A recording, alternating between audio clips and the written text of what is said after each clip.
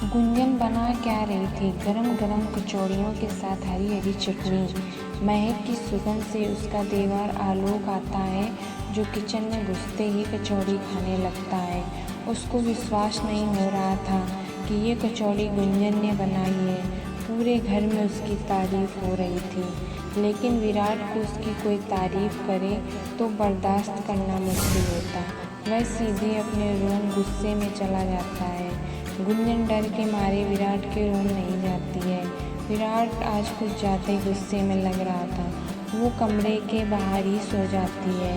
एक दिन सभी लोग शादी में जा रहे थे, जिसमें गुंजन को भी उसकी सास शारदा ने तैयार होने के लिए बोला था। शादी विराट के पिता राजकिशोर के दोस्त के बेटे की शादी थी। गुंजन आज बहुत खुश थी, क्योंकि शादी के बाद पहली बार उसे कहीं जाने को मिल रहा था। शारदा ने पार्लर भेजा था गुंजन को। वो वहीं से तैयार होकर आने वाली थी। घर में सभी उसका इंतज़ार कर रहे थे, और विराट का भी, क्योंकि विराट अभी ऑफिस में ही था। तभी कार का हॉर्न बजता है और सामने गेट से गुंजन आती है। गुंजन आज बहुत सुंदर लग रही है। ऐसा लग रहा था जैसे कोई अप्सरा। गुंजन रेड कलर की सिंपल सी साड़ी पहनी थी और बालों का सुंदर जूड़ा बनाए थी। गुंजन गले में एक डायमंड का पतला सा नेकलेस और हाथ में एक बड़ी सी डायमंड की रिंग पहने हुए थी। चेहरे पर नॉर्मल सा मेकअप। गुंजन ने अपने होठों पर रेड कलर की लिपस्टिक लगाई हुई थी। गुंजन मांग में लाल रंग का सिंदूर लगाई हुई थी। आज गुंजन बहुत सुंदर लग रही थी। तभी विराट ऑफिस से आ जाता है। उसकी नज़र गुंजन पर पड़ती है। ये कहाँ जा रही है तैयार होकर मॉम? शारदा बोलती शादी में। विराट गुस्से में बोलता है, मैंने मना किया था, ये हमारे साथ कहीं नहीं जाएगी। उसकी ऐसी बातें सुनकर गुंजन की आंखों में आंसू दिखते हैं। विराट के पिता राजकिशोर को गुस्सा आ गया। वो गुस्से में बोले, अगर तुमने फिर से एक शब्द मेरी बहू को बोला तो मैं अपनी प्रॉपर्टी से निकाल दूंगा। फिर वही धमकी जो उसके पिता ने शादी के वक्त उसको दी थी, और उसकी शादी गुंजन से करवा दी थी। मन तो कर रहा था विराट का कि आज निकाल ही दो। गुंजन अपनी ऐसी बेइज्जती करवा के अपने कमरे में चली गई। वो तकिया से लिपट के सिसक के रोने लगी। विराट और घर के सभी लोग शादी में जा चुके थे। गुंजन रोते रोते वहीं सोफे पर सो गई। उसे अब किसी से कोई शिकायत न थी। ऐसी खुशमिजाज और मासूम दिल वाली लड़की का दिल दुखाकर पता नहीं विराट को क्या मिलता था। दूसरी तरफ आलोक को विराट पर बहुत गुस्सा आ रहा था। गुंजन कितने मन से आई थी तैयार होकर, और उसे भगा दिया। आलोक ने विराट से कहा, क्यों भाई आपने उसे भगा दिया? विराट गुस्से में आलोक की तरफ देखता है और बोलता है, तुझे बड़ा प्यार आ रहा है उस पे?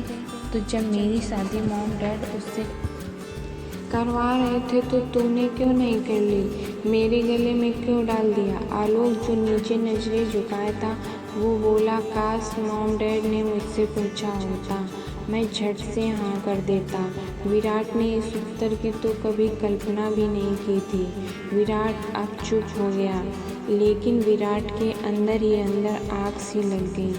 सभी लोग शादी में खाना खा के तोहफे देकर घर वापस आ गए। सब अपने अपने रूम में जा चुके थे। विराट भी अपने रूम में आता है, देखता है कि गुंजन वहीं ज़मीन पर सोफे के पास तकिए से लिपटी हुई सो गई। फिर विराट अपने कपड़े चेंज करके वापस अपने बेड पर आ जाता है। वो फिर एक नज़र गुंजन की तरफ देखता है, जिसका चेहरा मुरझा गया था। शायद उसने खाना भी नहीं खाया था। बाहर ठंडी ठंडी हवा चल रही थी। खिड़की खुली थी, जिससे हवा के हल्के हल्के झोंके अंदर आ रहे थे। गुंजन ठंड के मारे सिकुड़ी सी जा रही थी। विराट एक ब्लैंकेट निकाल के उसके ऊपर डाल देता है। वह अब आराम से सो रही थी। विराट जो अब खिड़की के पास खड़ा था, वो कुछ देर वहीं खड़ा रहता है। हवा के हल्के हल्के झोंके उसके चेहरे से टकरा रहे थे। वो अपनी आंखें बंद कर लेता है। जो आज उसने गुंजन के साथ किया था वो वह सब याद करता है। क्यों मैं इतना बुरा हूँ? उस बेचारी की गलती क्या है जो मैं उसे इतनी तकलीफ देता हूँ? कितनी सेवा करती है सबकी वो। गलती तो मेरे मॉम डैड की है। गुंजन मुझे छोड़कर चली क्यों नहीं जाती?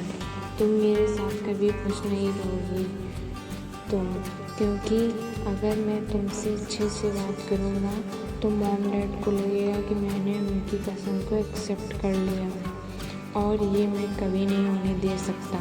नो नेवर, विराट खुद से बोलता है। विराट खिड़कियों को बंद करके वापस अपने बिस्तर पर आ जाता है। आज उसको नींद नहीं आ रही थी।